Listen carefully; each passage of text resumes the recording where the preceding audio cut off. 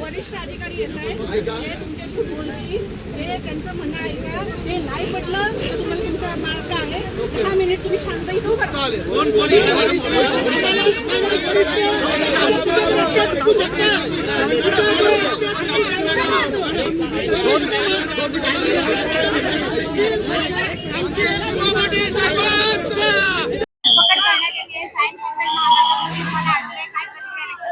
किती धडपकड झाले तरी चालेल. आम्ही एक निर्णय पकडलेला आहे सर्व नागरिकांनी, सर्व प्रकल्पग्रस्तांनी, का दिवा पाटील साहेबांचा जोपर्यंत नाव लागत नाही तोपर्यंत हे प्रकल्पग्रस्त इथून हलणार नाही, अशा पद्धतीने आम्ही नियोजन केले. छत्रपती शिवाजी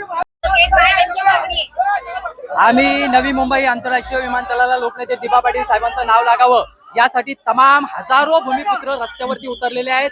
छत्रपती शिवाजी महाराजांचं स्मारकापासून वंदन केल्यापासून आम्ही सरळ विधान भवनावरती जाणार होतो, परंतु छत्रपती शिवाजी महाराजांच्या स्मारकाजवळच त्याच ठिकाणी पोलिसांनी दडपशाही करून आंदोलकांना जेल भरो आंदोलन केलं, परंतु भूमिपुत्र ऐकले नाहीत. जे भूमिपुत्र उर्वरित राहिले ते सरळ मार्गाने निघालेले आहेत, कारण जोपर्यंत दिवा पाटील साहेबांचं नाव मिळत नाही तोपर्यंत भूमिपुत्र शांत बसणार नाही हा निर्धार प्रत्येक भूमिपुत्रांनी केलेला आहे.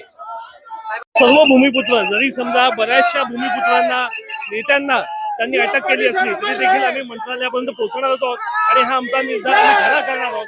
लोकनेते दिवा पाटील साहेबांचा नाव जोपर्यंत आंतरराष्ट्रीय विमानतळाला दिलं जात नाही तोपर्यंत आम्ही थांबणार नाही, आमचा निर्धार पूर्ण करणार आहोत. चला.